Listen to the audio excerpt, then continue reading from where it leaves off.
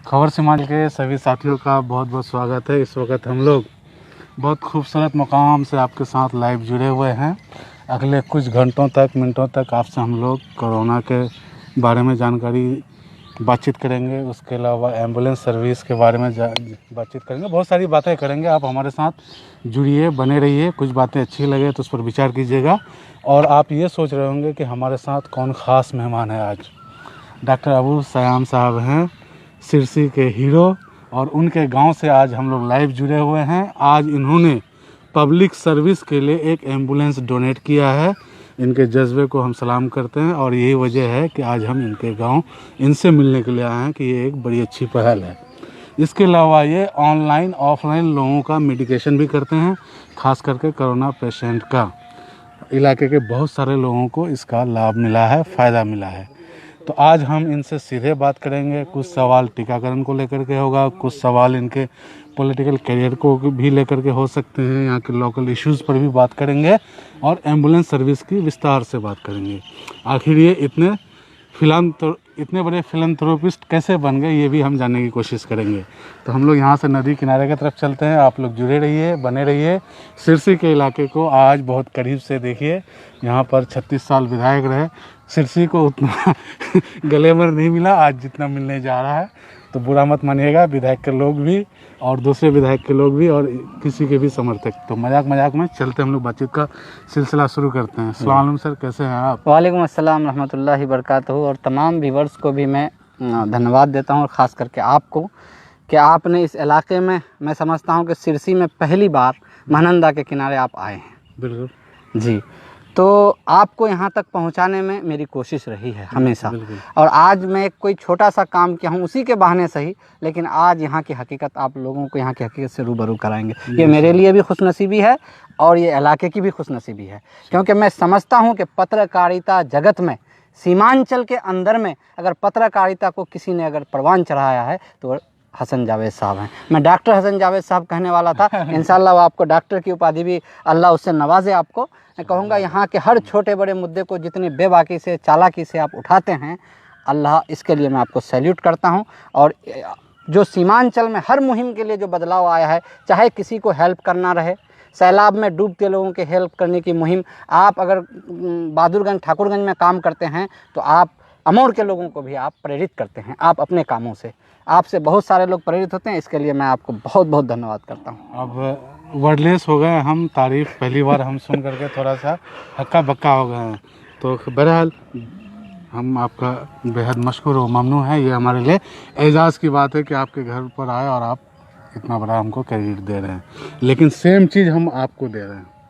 आपने पिछले कुछ सालों में पॉलिटिकल चेंज के लिए एक मुहिम चलाई, जिसका हम भी पार्ट एंड पार्सल रहे, ठीक है, जो आज कामयाब हो चुकी है। मतलब बदलाव मुमकिन है, कामयाब हो चुकी है। इसके अलावा आपने ज़रूरतमंदों को, उनसे दोस्ती की, उनसे दिल लगी की, उनके दुखों को बांटा। और आज ये हालात है कि बहुत सारे लोग डे बाय डे आपसे मिलने आते हैं और कुछ उम्मीद के साथ, और खाली हाथ आते हैं और भरे हुए हाथ से जाते हैं। अल्लाह ने आपको इस काबिल बनाया है। लेकिन आज आपने इलाके को बहुत बड़ा चीज़ डोनेट किया है, एम्बुलेंस सर्विस। आप इसके बारे में बताइए। पहले ये सोच, ये ख्याल क्यों आया, कैसे आया? उसके बाद फिर हम लोग आपके दूसरे पहलू पर बात करेंगे, कोरोना काल में किस तरह से आपने सोसाइटी को सर्व किया। देखिए, हमारे इलाके के लोग अल्हम्दुलिल्लाह बहुत सारे लोग पैसे वाले भी हैं, बहुत सारे लोग पढ़े लिखे भी हैं। जैसे पढ़े लिखों में क्रांति आप इलाके की समस्या को लेकर के लाए, उसी तरह से यहाँ के लोगों के लिए सियासी बेदारी, सियासी शऊर को जगाने के लिए हम पहले इसको सोचते थे। चूँकि मैं यहीं का पैदा हुआ हूँ और इस महानंदा नदी को बचपन से झेल रहा हूँ, आज तक यहाँ की तस्वीर नहीं बदली है और हमारी तकदीर भी नहीं बदली है। तो तस्वीर और तकदीर अपनी को बदलने के लिए पहले अपनी कोशिश होनी चाहिए। बिल्कुल। जब तक हम कोशिश नहीं करेंगे, हम दूसरे पर उम्मीद कैसे करें? आज हम पीछे इसलिए हैं, शायद ये समझते हैं कि जो पुराने पार्टियां हैं, पुराने नेता हैं, हम उससे बड़ी उम्मीद लगा के बैठे हैं और हमने कुछ नहीं किया। जब हमने अगर कुछ करने की ठाना होता, हमने अगर मेहनत किया होता, तो शायद आज यहाँ की तस्वीर अलग होती और हमारी तकदीर बदली हुई होती। तो जब तक हम किसी चीज़ के लिए खुद को पहले नहीं झोंकते हैं, तो फिर हम दूसरे से उम्मीद नहीं इस पर करते एक हैं। शेर है ना, खुदा ने उस कौम की हालत नहीं बदली बेशक जो बेशक, खुद न बदलना जो चाहे। जो जो जिसको न हो खुद को बदलने की कोशिश। जी कोशिश करें। जी। ठीक है, तो ये बहुत अच्छी बात है कि आपने मतलब गांव के लेवल पर एक चेंज लाने की कोशिश की और लोगों की उम्मीदों को, एस्पिरेशन को फुलफिल करने की कोशिश की। तो आपने एक एम्बुलेंस दिया है, जी मतलब इसकी हम तारीफ़ नहीं कर पा रहे हैं, जी लेकिन सिर्फ बोल रहे हैं तो ये भी समझिए कि तारीफ़ ही जी है ना। तो ये पहल आपने क्यों की, किस आधार पर की, यहाँ का डेमोग्राफी को ध्यान में रखते हुए बात कीजिए। जी जी, देखिए असल में हम चूँकि ख़ास हमारे घर में भी कई ऐसे मौक़े आए हैं जब हमारी बहन के साथ हुआ है, हमारी भांजी के साथ, हमारी चचेरी बहन के साथ, हमारी भतीजे के गाँव का साथ, हर किसी के शख्स साथ, आपका हर शख्स परिवार। के साथ। अब खुद अपने परिवार में हो तो लोगों को दुख ज़्यादा होता है हाँ, और बिल्कुल। उस चीज़ को करीब से लोग देख पाता है। तो हमने कई बार खाट में अपने पेशेंटों को यहाँ से हम कानकी किशनगंज पहुँचाने का काम किए हैं, हाईवे तक पहुँचाने का काम किए हैं। बड़ी मुश्किल घड़ी होती है वो, और जान से खेलने वाली घड़ी होती है कि अगर आप जहाँ पर ब्लीडिंग सीरियसली हो रहा है किसी पेशेंट को, तो एक एक लम्हा उसके लिए बड़ा कीमती होता है। बिल्कुल। और उस लम्हे को जब मैं याद करता हूँ तो मेरा कलीजा कांपता है। लेकिन हमने सोचा कि इतने दिनों से कोई इस यहाँ पर उस तरह की पहल नहीं हुई। सरकारी हॉस्पिटल योजनाओं के नाम पर बहुत सारे हॉस्पिटल बने। आज अगर हमारे इलाके में हॉस्पिटल चालू हो जाए जितने बन के हैं, तो मैं समझता हूँ कि एक भी पेशेंट को प्राइवेट डॉक्टर के पास इलाज करने की जाने की ज़रूरत नहीं होगी। हम लोग कुछ अस्पतालों की भी चर्चा करते हैं। जी जैसे आपके यहाँ एक अस्पताल जी है, जी जी फाफनिया है, जी, उसका नंदनिया है, नहीं प्याजी में है, मंझोक में है, हाँ, मतलब कदम कदम पर हॉस्पिटल है। हाँ, इंफ्रास्ट्रक्चर अवेलेबल है आपके। इंफ्रास्ट्रक्चर अवेलेबल है, बस उसको लेकिन ट्रैक पर वहाँ लाना है। पर सहूलत नहीं है। नहीं है। तो यहाँ दो बातें होती है। जो राजनेता यहाँ पर पहले से हैं, उन राजनेताओं के पास एक फिक्र तो थी कि हॉस्पिटल बनाना है, लेकिन वो इंफ्रास्ट्रक्चर डेवलप कर लिया। लेकिन इंफ्रास्ट्रक्चर डेवलप करने के पीछे क्या है? मकसद है कि हम लोगों को इलाज मुहैया कराएं, लेकिन लोगों को इलाज मुहैया नहीं हो पाया, असल मकसद हासिल नहीं हुआ। अगर इस असल मकसद के ऊपर में आप देखेंगे तो आपको लगेगा कि राजनेताओं ने सिर्फ और सिर्फ अपना जेब भरने के लिए शायद ऐसा किया होगा। चाहे जिस लेवल के लोग हों, जिनके तहत ये योजनाएं पास हुई हों, चाहे सरकारी अधिकारी हो या कि फिर यहाँ के राजनेता हो, सीधे सीधे जिम्मेदार वो हैं। अगर कोई चीज़ एक आपको मिलता है, एक गाड़ी आज आप खरीद के लाते हैं और गाड़ी की ज़रूरत है कि उसको लेकर के सफ़र करना है, फिर आप गाड़ी रख के पैदल चल रहे हैं, तो इसका क्या मतलब हुआ? तो यही एक चीज़ है जो आपके मन में स्ट्राइक करती थी, जी। और इसी को मद्देनजर रखते हुए आपने एम्बुलेंस सर्विस आज से स्टार्ट की। तो आपके बेड़े में पहले तो 4 चक्का आए हैं जी, आगे क्या और उम्मीद है कि 4 दूनी 8 चक्का होंगे, 12 चक्का, मतलब 1 2 3 4 और भी हो सकते हैं। जी देखिए, ये पायलट प्रोजेक्ट है आपका? जी जी जी, एक ये है कि अभी जैसे हमने इसको टेम्पररी लिखा है कि कोविड के लिए हमने दिया है, कि कोविड मरीजों के लिए। अब देखिए, एक ड्राइवर का खर्चा 15 से 20 हज़ार रुपया महीने का आता है। गाड़ी तो हम दे सकते हैं, ड्राइवर भी हम दे सकते हैं, लेकिन अगर ड्राइवर को बैठा के तनख्वाह देंगे तो ये मेरे लिए बहुत जबर पड़ जाएगा। तो अगर ड्राइवर को लोग इस्तेमाल करेंगे, गाड़ी को लोग इस्तेमाल करेंगे, तो इंशाल्लाह इसको मैं परमानेंट करने का हूँ। और फिर मतलब पब्लिक प्राइवेट पार्टनरशिप के तहत अगर इसका यूज़ करे तो कंटिन्यू करेंगे जी। तो अगर पब्लिक इसका इस्तेमाल नहीं कर रही है तो फिर हम कोविड पीरियड तक करने के बाद फिर सोचेंगे क्या करना है। सिरसी वालों, आसपास के इलाके के लोगों से इस मुद्दे पर क्या अपील करना चाहिए? मैं अपील करना चाहता हूं कि जो लोग मुस्तहिक लोग हैं, जो गरीब लोग हैं, जो गाड़ी के ना होने पर इमरजेंसी में हॉस्पिटल नहीं जा पाते हैं, आप यहाँ पर फर्स्ट कम फर्स्ट सर्व का सिस्टम है। वहाँ गाड़ी पर नंबर लगी हुई है, खुदा न खास्ता इलेक्ट्रिसिटी का मसला, वो नंबर नहीं लगा तो आप ड्राइवर का नंबर भी हम उसमें रिलीज़ करेंगे बहुत जल्दी। हम सोशल मीडिया के जरिए, आपके जरिए करेंगे कि इन नंबरों पर इन फला लोगों को आप जो है कांटेक्ट कर सकते हैं इलाके में। तो जिन लोगों को भी ज़रूरत है, उस दिन वो गाड़ी उनकी हो गई। गाड़ी को अपनी समझ करके जितनी दूर वो लेके जाएंगे, अपने पेट्रोल डाल करके वो कहीं भी लेके जा सकते हैं। ड्राइवर और गाड़ी हमारी है, बिल्कुल आपकी खिदमत के लिए। तो जो लोग अगर कंफ्यूजन में है कि भाई ये गाड़ी मतलब फ्री हर चीज़ मिले, तो वो ये ध्यान रखें कि गाड़ी आपको फ्री में दे दी गई, ड्राइवर आपको मिल गए राइट टाइम पर।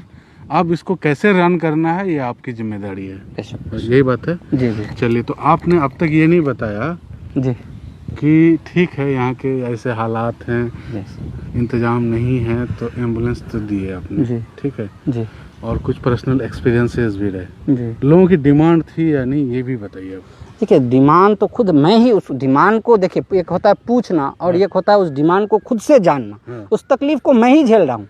कल अगर मेरी माँ बीमार पड़ती है तो मेरी माँ के लिए भी गाड़ी नहीं था यहाँ पर, तो मैं मेरी माँ के लिए गाड़ी नहीं दे करके सबकी माँ के लिए गाड़ी दे दिया हूँ। ये मैं अच्छा किया हूँ ना? बिल्कुल, बहुत अच्छा किए।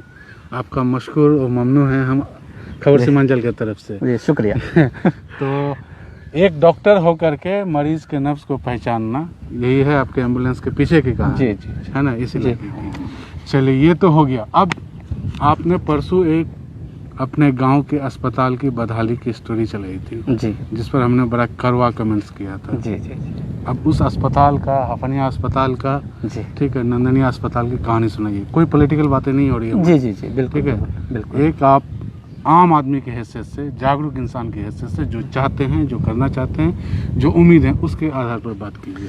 देखिए मैं ये समझता हूँ कि जैसे बिहार सरकार में पिछले अभी इसमें हमारे विधायक MIM जनाब अख्तरुल ईमान साहब, सदर मजलिस बिहार, उनसे हमारी इस मुद्दे पर बराबर, हेल्थ के मुद्दे पर बराबर बात होती है, बदहाली के मुद्दे पर भी हमारी बात होती रहती है।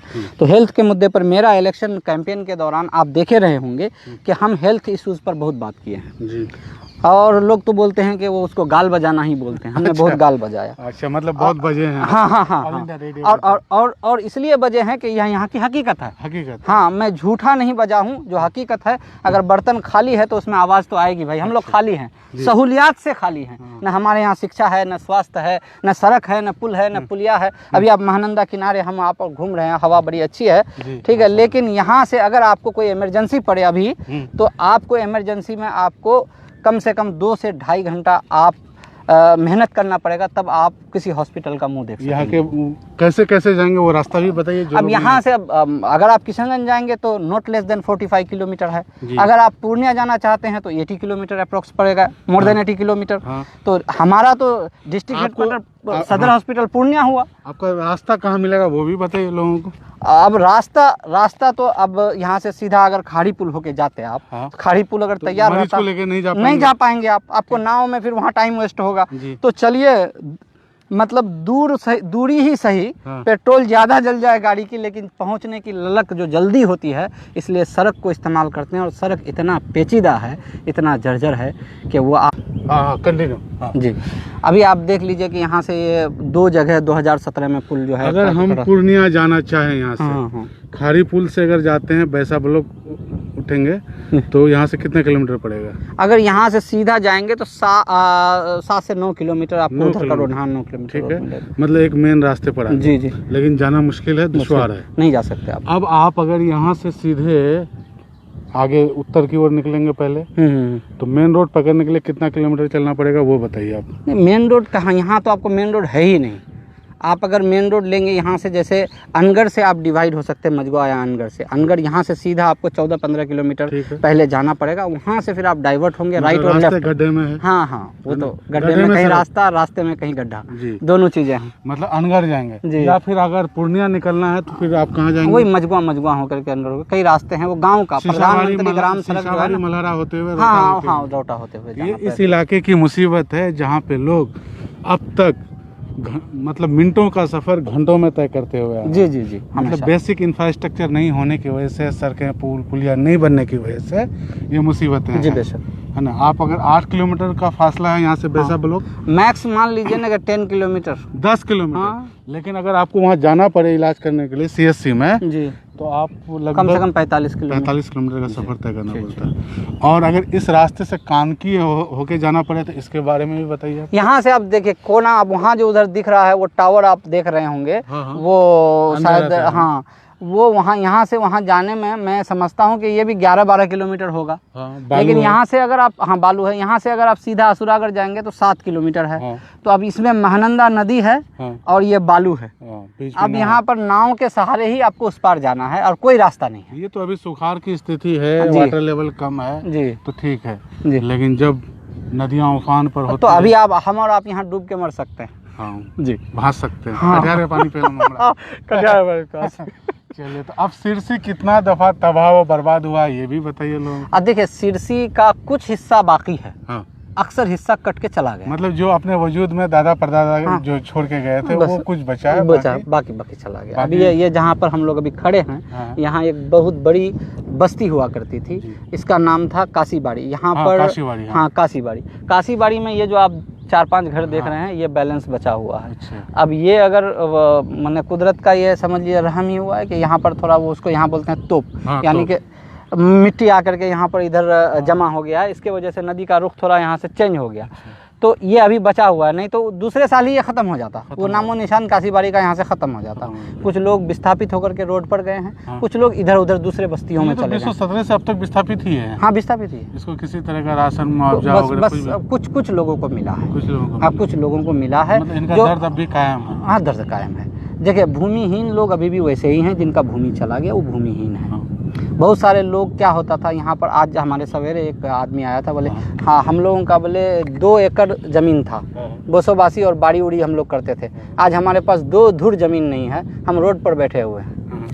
तो ऐसे लोगों के लिए कोई योजना या कोई सरकारी योजना पर काम होना, हालांकि हम लोग विधायक की पहल पर यहाँ सारे लोगों का, जो लोगों को कट गया है उन लोगों का एप्लीकेशन हम लोग जमा करके सीओ साहब के पास जमा भी किए हैं, उसका रिसीविंग भी लिए हैं। अब वो सोच रहे हैं कि वो अगर कोई मतलब डिस्ट्रिक्ट का कोई योजना हो विस्थापितों के लिए, डीएम से बात करके हम बराबर कोशिश कर रहे हैं, अगर उसमें कुछ हो जाए तो कुछ मुमकिन हो ये सकता बड़ी है। अच्छी बात होगी, बड़ी अच्छी पहल। ये सब गांव के बारे में भी बताइए थोड़ा सा। हाँ तो यहाँ पर मलहना, बैरबन्ना, ये सब गांव, पोखरिया, अभी पोखरिया पिछले साल काफ़ी भीषण कटा हुआ। अब यहाँ जो ये वाइट देख रहे हैं ना, हाँ। अभी ये यहाँ काम हुआ। पिछले साल यहाँ बहुत भीषण कटाव थे, अभी बांधा गया तो थोड़ा सा मठुआ टोली बचा हुआ है। लेकिन पिछले साल बहुत आलीशान वहाँ मस्जिद बनाई गई थी, वो मस्जिद जो है पानी में गिर गया है। तो जमीन दो जो जमीन दो मतलब इधर से महानंदा का मार है, उधर से कंकई का जी, मार है, कंकई का उससे मार। उधर पनार का मार जी है, जी जी है ना, बकरा का मार है। कमर का मार है। बस वो थपेड़ों में आप लोग यहाँ जी, पे जी, जी। हिचकोले खाते हैं, बस जिंदगी बस ऐसी बस चल बस रही है। जिंदगी ऐसी। तो ठीक है, तो ये मतलब बड़ा दर्दनाक कहानी है, और बाढ़,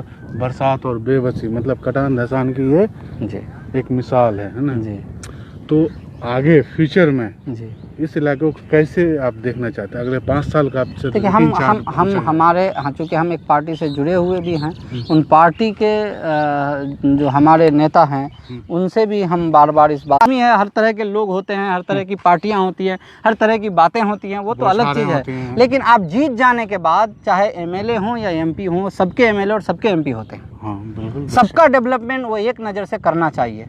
तो मैं समझता हूँ कि हमारे डॉक्टर जावेद साहब हमारे साथ इंसाफ नहीं कर रहे हैं। अच्छा।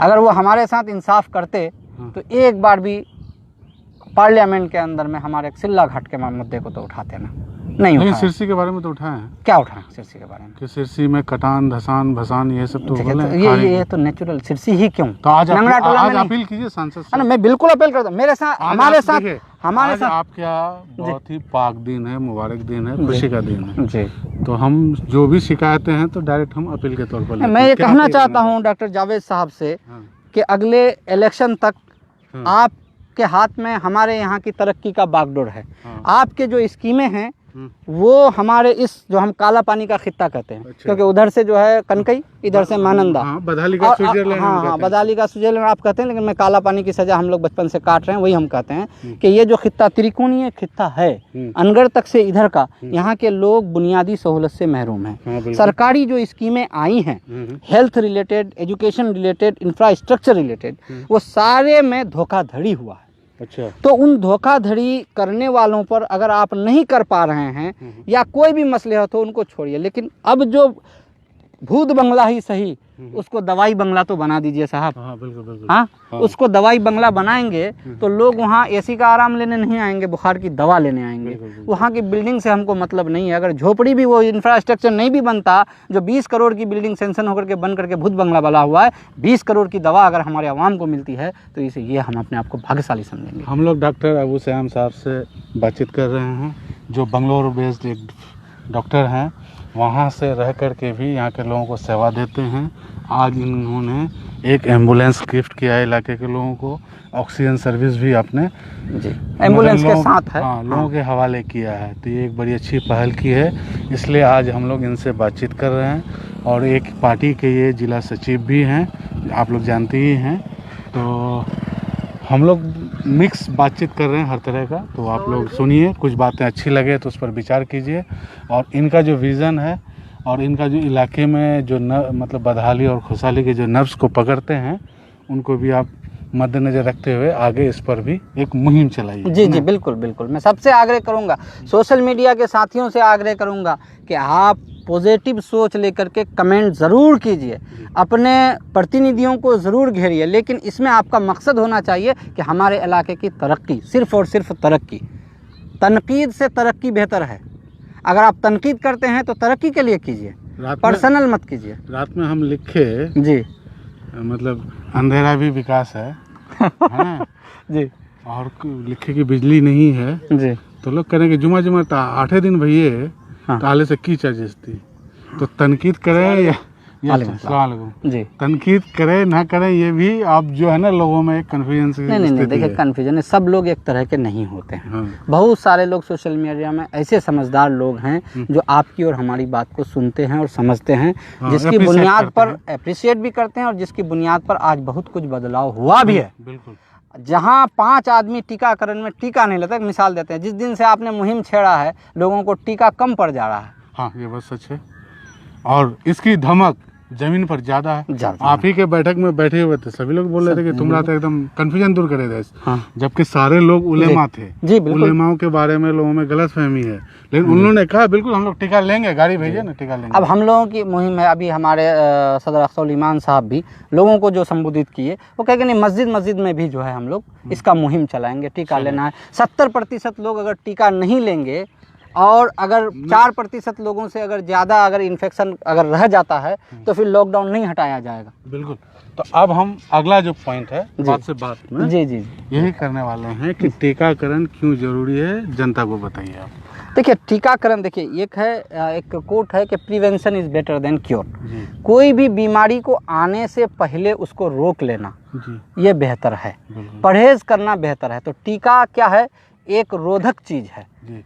जो कोरोना इतनी बड़ी खतरनाक बीमारी है, स्पीड ब्रेकर है। जी, स्पीड ब्रेकर है। कोरोना ऐसी खतरनाक बीमारी है जो आपके एक वाइटल ऑर्गन जिसको आप लंग्स बोलते हैं उसको जा करके डैमेज करता है। भाषा बोलनी है। हाँ, मतलब फेफड़ा जे छे हाँ। वहाँ जैसे डैमेज करे दो, हाँ। वहाँ डैमेज करवार बाद फेफड़ा अंदर इंसानेर की हो कि बाहर से जो हमरा हवा लगी तो ये हवा हर कुछ मिक्स रहे छे। हाँ। कार्बन, ऑक्सीजन, हर तरह का गैस या मिक्स रहे छे।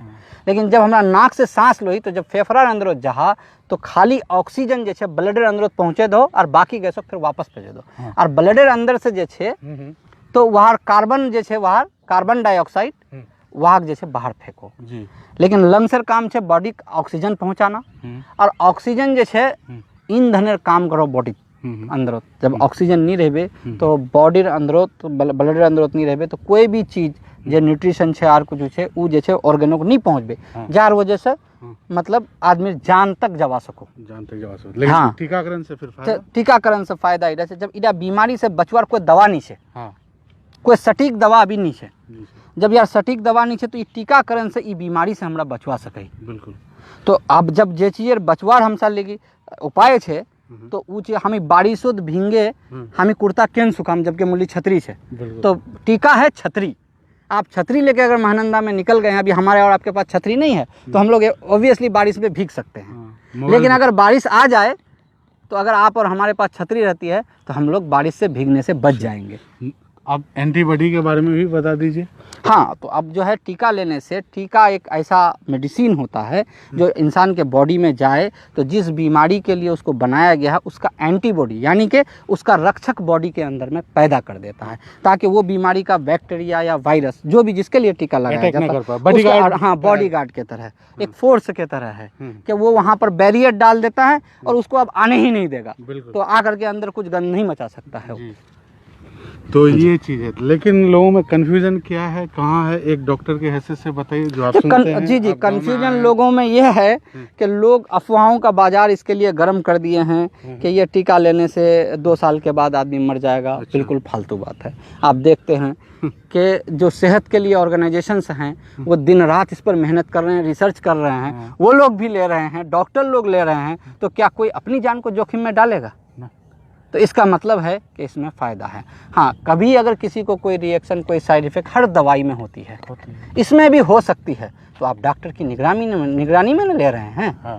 और अगर आपको कोई सिम्टम या बुखार आ जाता है या कुछ होता है, बदन में दर्द होता है, सुस्ती होता है, तो आप नज़दीकी डॉक्टर से संपर्क करिए। उसके लिए तो सजेशन भी देते हैं। सजेशन भी देते हैं। उसके लिए हेल्पलाइन नंबर है, आप उसमें करिए, आप उसमें डरिए नहीं। बिल्कुल। हाँ, अब ये है कि जो आंकड़े हैं जी आंकड़ों का मतलब खेल चल रहा है, जी तो लोग ये समझ रहे हैं कि कोरोना ख़त्म हो रहा है। जी। कल 1000 कोरोना मतलब नए केस निकले, आज 1100 निकले पिछले 24 घंटे में। जी जी जी और हम जो आंकड़े देखते हैं, जैसे किशनगंज का जी पिछले कुछ दिनों से दवाइयाँ कम पड़ गई है, जी ठीक। जी और जब तक दवाई लेने के लिए लोग नहीं जाते मतलब वैक्सीन, तो उस दरमियान ही वो टेस्ट कराते हैं, बाकी ऐसे नॉर्मल लाइफ वो जीते हैं। जब टेस्ट कराने के लिए, वैक्सीन लेने के लिए जाएंगे नहीं, टेस्ट होगा नहीं, तो सरकार पॉजिटिविटी रेट कहाँ से निकालती है? सही बात, बिल्कुल सटीक बात आप बोले। लोग घरों के अंदर में हैं और ये बीमारी अलग अलग लोगों पर अलग अलग तरह से अटैक करती है। जी। तो जाहिर है ये लॉकडाउन बहुत ही फ़ायदेमंद साबित हुई है, क्योंकि लोग घर में रह रहे हैं और बाहर नहीं जाते हैं, तो जो फैलने का रेशियो था वो रेशियो ऑब्वियसली घटा है। मगर जो फैल चुका है उसमें पूरी सटीक गिनती नहीं आ रही है, ट्रेसिंग नहीं हो पा रही है। ट्रेसिंग नहीं हो पा रहा है। तब वो ट्रेसिंग होना, अब ये जो है इसमें खाली सरकार या खाली जो अधिकारी हैं उनके काम से खाली काम नहीं होगा, आवाम को जागरूक होना पड़ेगा। मैं बहुत सारे लोगों, किसी का नाम नहीं लेना चाहूँगा, मैंने बहुत सारे लोगों से मैंने बात की, मैंने उनको वो बोला ऐसा ऐसा सिम्टम है कोरोना, हम कह के पहले आप कोरोना का टेस्ट कर लीजिए। बोले धूत उला मुख नहीं है बे, तो बाहर से कोरोना रिश्तेदारी तो नहीं है जो वहाँ नहीं है बे, बड़का बड़का ला आदमी नहीं छोड़ ले, रोहित सरदाना नहीं छोड़ ले, तो तो की छोड़बे? हाँ, सही बात है। तो तोर संगे तो कोई रिश्तेदारी नहीं है। तो हम यही कहते हैं लोगों को कि अगर इस तरह का सिम्टम आपको दिखता है तो क्या आपको डर नहीं लगता है? जो आपकी बीमारी जान ले सकती है तो उससे आप नहीं डरते हैं। और मैं एक बात यहाँ पर जोड़ना चाहूँगा कि ये चीज़ जो है, एक लोग कोरोना से लोग जागरूक है, बहुत सारे लोगों को अभी हमारे खास करके सुरजापुरियों में हाँ मतलब एक कहावत छिल बोले चलाक गु तीन छान, लेकिन ये चलाक के गु से नहीं हम कहते हैं कि सुरजापुरी गु तीन छान, जब तक है बे नहीं, जब तक मोड़बे नहीं, जब तक जाग भी नहीं। मतलब जब हम देख रहे हैं कि आपके परिवार में किसी को कोरोना हुआ है तो आपको जागना चाहिए ना। आपको उसका सिम्टम्स आए तो पहले जाकर के आपको टेस्ट करना चाहिए और उसका जो प्रोटोकॉल है, उसकी जो दवा है उसको फॉलो कीजिए, आप अच्छे होइए। और लोग अब क्या है, घरों में छुप के रहते हैं। जब ऑक्सीजन बॉडी के अंदर में डिमांड हो जाता है, जब सांस लेने में तकलीफ होती है, तब जाकर के लोग जो है वो अब ऑक्सीजन ढूंढ रहा है, फिर भी हॉस्पिटल नहीं जाना चाहता है, फिर भी जांच नहीं कराना चाहता है। कई ऐसे मरीज हमको कहते हैं कि अच्छा जांच नहीं करा, हमको दवा दे दे, कुछ करे दे। तो पर दवाई कोई ऐसी चीज़ नहीं है ना कि हर कोई हर तरह से इस्तेमाल कर ले।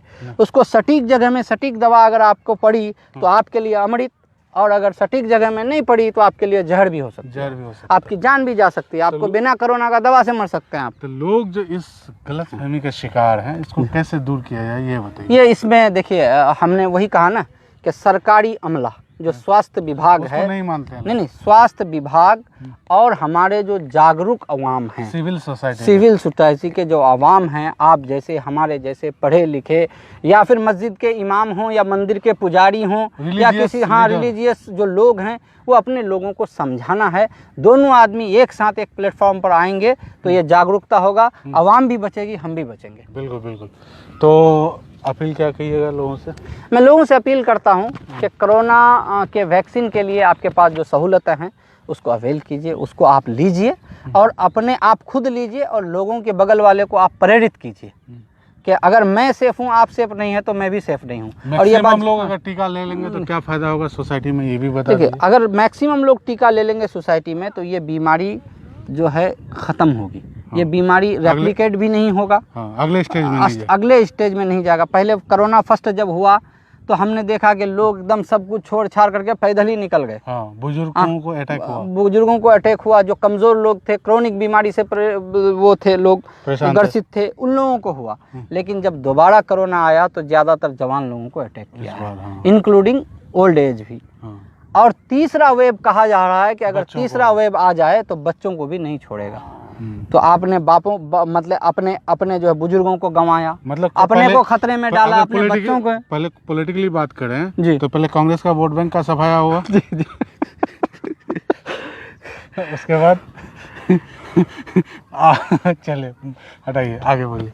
तो अच्छा मैं ये बोला। कहता हूँ कि अब आप अपने बच्चों से प्यार करते हैं, अपने बुजुर्गों से प्यार करते हैं, खुद से प्यार करते हैं, खुद के लोगों से अगर प्यार अपनी करते हैं, अपने ज़िंदगी से समाज प्यार से करते प्यार करते हैं, अपनी ज़िंदगी से प्यार करते हैं, तो कृपया आप टीकाकरण ज़रूर करवाएं, बिल्कुल। ज़रूर करवाएं, ज़रूर करवाएं। और करवाने वाले को भी सहयोग करें। और ये जो डुप्लीकेट सर्टिफिकेट लेते हैं ना आप लोग, हाँ। इसके बारे में मैं कह दूं कि सर्टिफिकेट आप डुप्लीकेट लेंगे तो ओरिजिनल में मरना तो पड़ेगा ही। हाँ। हाँ अच्छा हाँ, एक चीज़ लगे हाथों, जी अभी आप बंगलोर से आए हैं, जी क्या क्या आपको रास्ते में सफ़र के दौरान दिखाना जी पड़ा? बिल्कुल। सफ़र के दौरान हम लोगों को RT-PCR का टेस्ट दिखाना पड़ा। हाँ। उसके बाद एक हमारे पास एक एप्लीकेशन होता है जिसको आरोग्य सेतु एप्लीकेशन बोलते हैं। उस एप्लीकेशन को एक्टिवेट करके आप जिस एरिया में हैं वहाँ से लोकेशन ट्रैक करा करके सेफ जोन दिखा करके तब आपको आना पड़ता है। और सेफ्टी मेजर्स जो फ़्लाइट के अंदर में होता है वो सारे सेफ्टी मेजर्स को, जैसे हाथ को सैनिटाइज और करना, वैक्सीनेशन का सर्टिफिकेट सर्टिफिकेट भी दिखाने की ज़रूरी हुआ। लेकिन अभी उतनी ज़रूरी नहीं, अभी वो मुहिम चल रही है, लेकिन अगले कुछ दिनों में ये कंपलसरी हो जाएगा। मतलब जो RT-PCR कराएगा तो उसको वैक्सीनेशन लेता ही है, हाँ, 90% केस में। लेता। तो जो लोग ये समझते हैं कि टीकाकरण नहीं कराएंगे तो वो बच जाएंगे, उसके लिए राहें बड़ी मुश्किल हो सकती है। आपको अगर विदेश जाना हो, आपको एक शहर से दूसरे शहर अगर जाना हो, तो आपको सफ़र करना बड़ा मुश्किल पड़ जाएगा, क्योंकि इसके लिए आपको कोरोना टेस्ट या फिर कोरोना वैक्सीनेशन का सर्टिफिकेट आपको दिखाना ही जी पड़ेगा। जी। और क्या पता आगे चल करके सरकार लॉकडाउन को, जो लोग मतलब लॉकडाउन में जो लोग फ़ायदा करते हैं, उठाते हैं, बिजनेस करते हैं, उनके लिए कंपलसरी कर हाँ, दे। कंपलसरी कर दे। ऐसा कई जगहों में हुआ भी है और हम सुन रहे हैं कि योजनाएं भी ऐसी बन रही हैं कि जितने फ्रंट लाइन वर्कर्स हैं या फिर जो व्यापारी लोग हैं, उन लोगों को कंपलसरी कोरोना सर्टिफिकेट, वो इसका टीकाकरण का सर्टिफिकेट दिखाने के बाद ही उसको दुकान की या कोई भी उसके कारोबार करने की उसको अनुमति मिलेगी। तो इसलिए आसान नहीं है कि आप ये सोच रहे हैं कि बच जाएंगे, तो ऐसा नहीं है। आपको टीकाकरण हर हाल में कराना होगा। आज कराइए, 2 महीना 10 महीना बाद कराइए, है ना। तो ये चीज़ हो गई। अब जो है एक बड़ा फैशन चला है हमारे इलाके में जी। घर में ऑक्सीजन, नेताजी के बच्चे आएंगे, फ़ोटो लेंगे, फेसबुक पर डालेंगे। इससे कितना क्योर हो जाता है ये फोटो? देखिए, मैं ये कहता हूँ कि मैं किसी खास का तो नाम नहीं लिया था पहले भी, अभी भी नहीं ले रहा हूँ। और मैंने आज से 2-3 दिन पहले शायद खबर सीमांचल में ही हमने एक पोस्ट किया था कि ये नेता लोग जो वाहवाही लूटते हैं ऑक्सीजन सिलेंडर देके, असल में ये आपके दुश्मन हैं। अच्छा। जो ऑक्सीजन सिलेंडर वाले कितनी मशक्कत थे, 15,000 20,000 का सिलेंडर खरीद के रखे हैं, उसमें गैस भरवाए हैं, आपके लिए 12 बजे रात में सर्विस देते हैं, फिर भी मेरे जैसा आदमी, एक हेल्थ प्रोफेशनल, उनको मैं आपका दुश्मन कह रहा हूँ। इसमें कितनी गहराई है, सच्चाई है, मैं आपको बताता हूँ। एक आदमी को जब ऑक्सीजन लेवल उसका सैचुरेशन कम हो रहा है तो इसका मतलब है कि वो आदमी का कंडीशन ठीक नहीं है, डिटोरिएट कर रहा है। हाँ, और उसका जो है, अगर आप उसके साथ देरी करेंगे तो वो ज़िंदगी से हाथ भी धो सकता है और उसका ट्रीटमेंट घर पर मुमकिन नहीं है। जिस चीज़ का ट्रीटमेंट आपको घर पर मुमकिन नहीं है तो वो उसका आप ट्रीटमेंट, देखिए ऑक्सीजन कोई ट्रीटमेंट नहीं है, ऑक्सीजन एक सपोर्ट है। आप सपोर्ट को लेकर के ट्रीटमेंट करना चाहते हैं तो नहीं होगा ना। हाँ, अब आप समझ लीजिए कि आप एक घर बनाते हैं, पहले पिलर डालने के लिए एक बॉक्स बनाते हैं और बॉक्स ठोक दिए और उसमें सीमेंट का पिलर आपने नहीं बनाया और ऊपर छत डाल दिए, तो कोई आदमी, ये अक्लमंद आदमी ये काम करेगा? कभी नहीं करेगा। तो इसी तरह से ऑक्सीजन जो, हाँ, एक बात, जो लोग ऑक्सीजन की सप्लाई कर रहे हैं या दे रहे हैं वो बहुत अच्छा काम कर रहे हैं। तब वो अच्छा काम करेंगे जब वो पेशेंट को ये कह करके ऑक्सीजन दे, कंडीशन के साथ कि ऑक्सीजन मैं तुम्हें मुहैया कराऊंगा, कहाँ तक? हॉस्पिटल जाने तक। तो ये उसके लिए बहुत बड़ा अमृत साबित हो जाएगा, लाइफ सेविंग जो कंपोनेंट है वो साबित हो जाएगा। वो शर्त के साथ, भाई घर में रहोगे हम ऑक्सीजन नहीं देंगे, तुमको ऑक्सीजन की जरूरत है ना। घर में ऐसे पेशेंट रहने से खतरे कितने हैं? देखिए, गांव वालों को कितने खतरे? बिल्कुल खतरे हैं। उनके पास जो रहते हैं, उनका जो सेवादारी करते हैं, उनको जो देखने आते हैं, और इवन अगर किसी पेशेंट का कोविड से डेथ भी हो जाता है तो उन पेशेंट को छूने उने से, उनको ये कफन दफन का काम करने से, तो उसमें जो है इन्फेक्शन होने के भी चांसेस हैं। इसलिए PPE किट वगैरह लेकर के, मतलब हिफाजत से कम लोग शामिल होकर के तजीज़ तकफीन का काम भी करना चाहिए। तो ऐसे चीज़ों में, हाँ, बहुत सारे लोग ऐसे भी कहते हैं कि अभी मौतें ज़्यादा हो रही है तो नेतागिरी ज़्यादा कर रहे हैं, मैयत पर पहुँच जा रहे हैं। भाई, अगर आप नेता हैं ना, तो आप जिंदे से ज़्यादा, मुर्दे से ज़्यादा आपको, आपकी ज़रूरत जिंदों को है।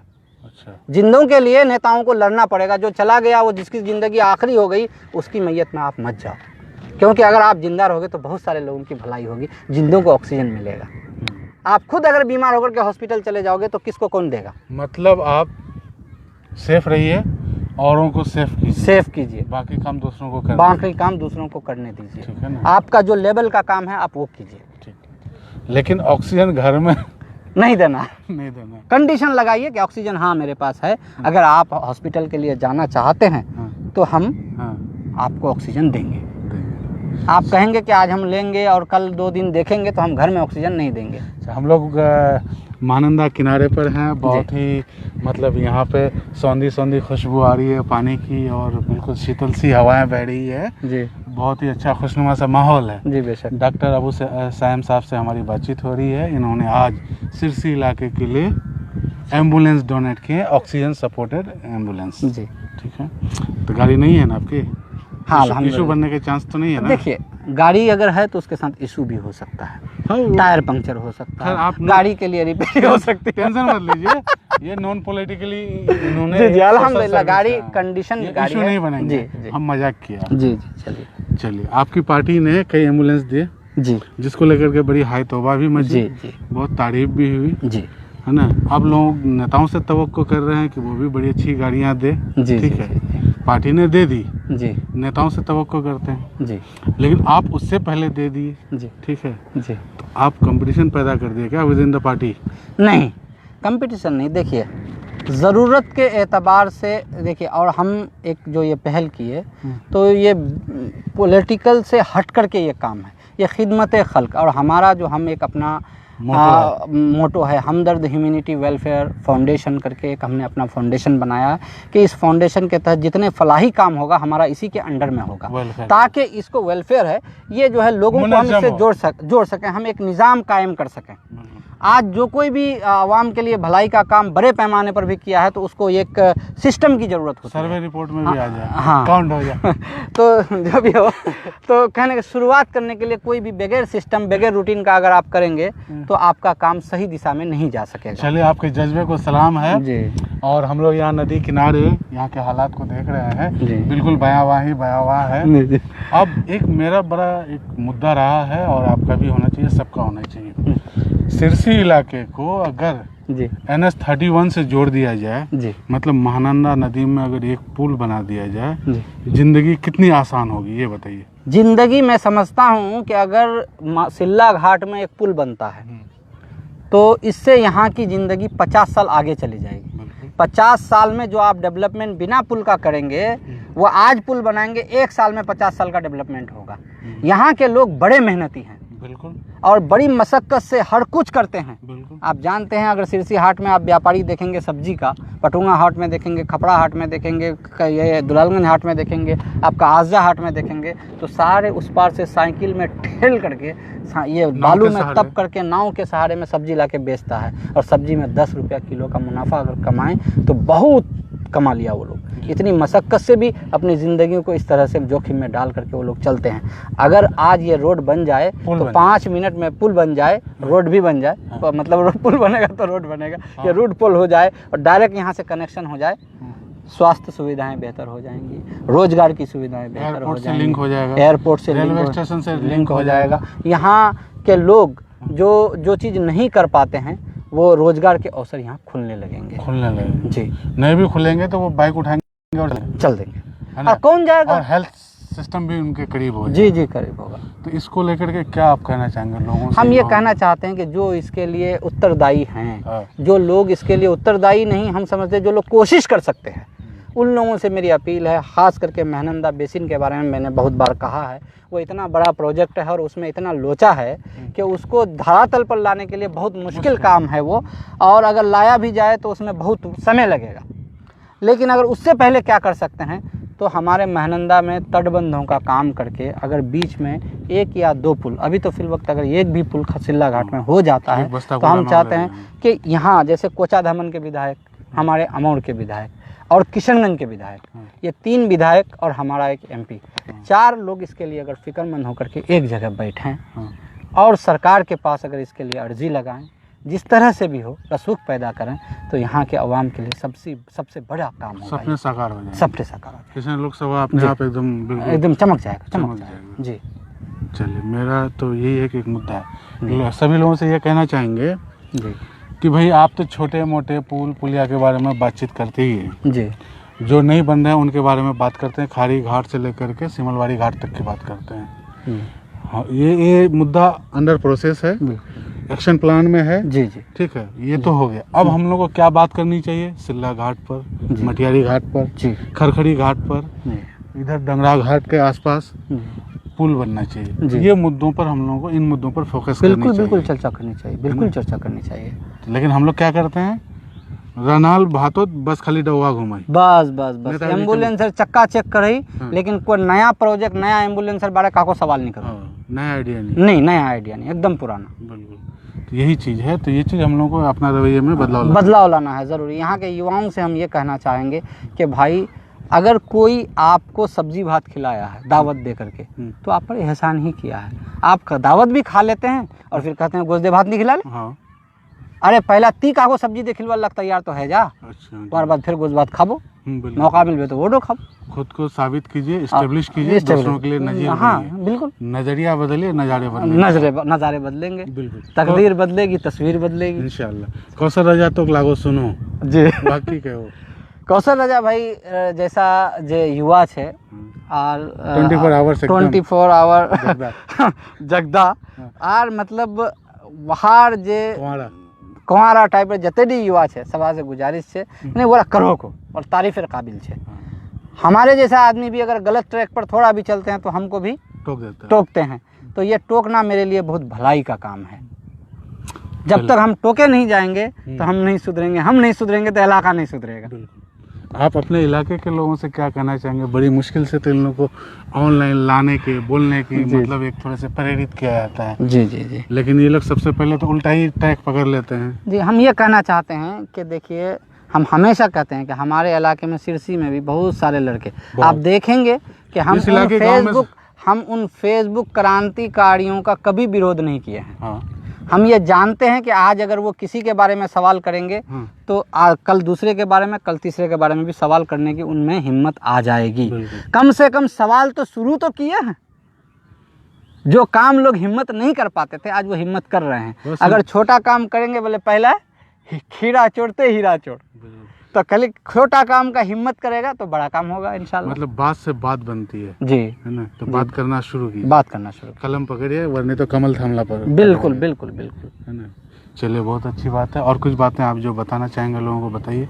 बहुत वक्त से आपको हम बजा रहे हैं। नहीं देखिए, आकाशवाणी सिरसी नहीं, अगर हमारे बजने से, हमारे तपने से, हमारे जलने से, हमारे धंसने से किसी को फायदा होता है तो हम ये सब करना पसंद करेंगे। बिल्कुल, बड़ी अच्छी बात है ये सोच और ये जज्बा, बड़ी अच्छी बात है। चलिए, तो कब महानंदा में आखिरी बार कब नहाए थे? महानंदा में मेरे ख्याल से आखिरी बार एक 8 साल के करीब हो गया कि मैं महानंदा में नहाया हूँ। अब तो नहाइएगा तो ठंड पकड़ेगा। नहीं पकड़ेगा ना, मुझे कान फटेगा। नहीं फटेगा। माछ पकड़ते थे? हाँ, पकड़ते थे, माछ पकड़ते थे। ये जो टिक्कर बोलते हैं इसको, ये जो उस तरफ का जो ये है, तो उस वक्त वहाँ पर हरियाली बहुत होती थी। जब कभी हमारे घर से रखवाल भाग जाता था तो हम गाय भी चराए हैं, भैंस भी चराए हैं। ये घास ये देख रहे हैं ना, अभी देख के मुझे लगता है कि एक वक्त में बहुत बोरा लेकर के दौड़ते थे इसमें, घास पसनी लेकर के छीलते थे, मजा भी आता था। मजा नहीं, मदरसा से कभी नहीं भागे अल्हम्दुलिल्लाह, स्कूल से नहीं भागे, लेकिन जब छुट्टी में आते थे तो घास छीलने का मजा जरूर लेते थे। एकदम बहुत मजा। और रात करे मतलब हथली करवाते ना उससे, बड़ा मजा आता। जी, सादाब है। बुलाइए उन लोगों को। आइए आप लोग आइए, सब लोग आइए।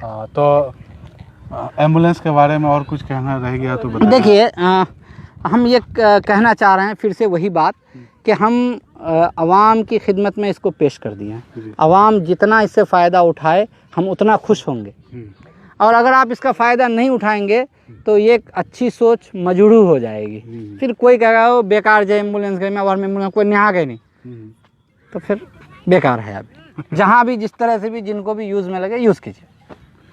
इनके गांव के बारे में तो पता ही होगा आपको। हाँ, महेश बतना, जी। बताओ वहाँ की क्या कहानी है जल्दी में। ताराबाड़ी बहुत पीछे है इस वक्त, हाँ। और वहाँ पर 1917 में उजड़ गया था। जी जी जी बहुत ज़्यादा। और और अभी जिंदगी वैसी ही है। जी अभी भी ज़िंदगी में कोई बदलाव नहीं हुआ है। जब सैलाब आता है तो वहाँ की ज़िंदगी अस्त व्यस्त हो जाती है। हाँ, हाँ। जी सदा विरोध। हाँ और हम उम्मीद करते हैं राजनेताओं से कि वहाँ के बारे में सोचें, वहाँ के बारे में बदलाव के बारे में सोचें, और यही उम्मीद रखते हैं हम। बिल्कुल बिल्कुल। चलिए, तो तारावाड़ी की जो स्टोरी हम आपको दिखाए थे कुछ महीना खाड़ी पहले, पुल का भी मसाइल है सर। बोले बोले खाड़ी पुल, खाड़ी जो पुल के बारे में बोलना चाहते हैं बोलिए।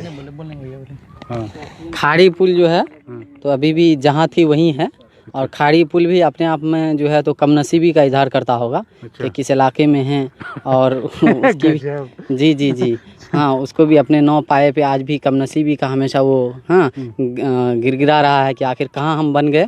और खाड़ी पुल भी शर्मसार है हाँ, गंगा के पुलों को देखकर, यमुना के पुलों को देखकर, हाँ हर जगह के पुलों को देखकर, क्योंकि उनकी भी कहीं ना कहीं एक वो होती है। जी बिल्कुल बिल्कुल। चलती आते हैं बात बोले तो ती की बोलो है सिरसी की यार।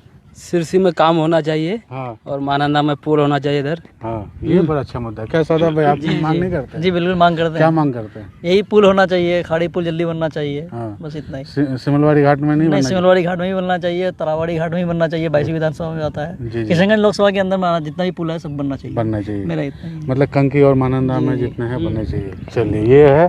तो हम लोग आज पहली बार इस इलाके से लाइव हुए, और ख़ास मेहमान सारे लोग थे, और दूल्हा आज के ये थे। इन्होंने एम्बुलेंस गिफ्ट किया है इलाके को, इन्होंने एक अपना जज्बा दिखाया है। आप भी अगर हैं उन लाखों लोगों में 1 ऑफ द मिलियन, तो आप भी इसी तरह से कुछ डोनेट कीजिए इलाके को, फ़ायदा होगा और लोग सवाब जारिया होगा। आपने क्या इसका थीम लाइन रखा है? मैंने लिख रखा है कि खिदमत इंसानियत अव्वलीन फरीज़ा। हर बात के ऊपर मैं सबसे पहले इंसान की इंसानियत की खिदमत को मैं तरजीह देना चाहता हूं, और मैं उन लोगों से भी उम्मीद करता हूं कि आप इंसानियत को पहले तरजीह दें। जात, धर्म, बिरादरी, ऊंच नीच, पार्टी, ये सब बात की बात है। पहले इंसानियत को बचाएं, खुद बचें, दूसरों को बचाएं। बिल्कुल बिल्कुल, ये बहुत अच्छी बात है। इसी मोटो के साथ विदा लेते हैं। शुक्रिया।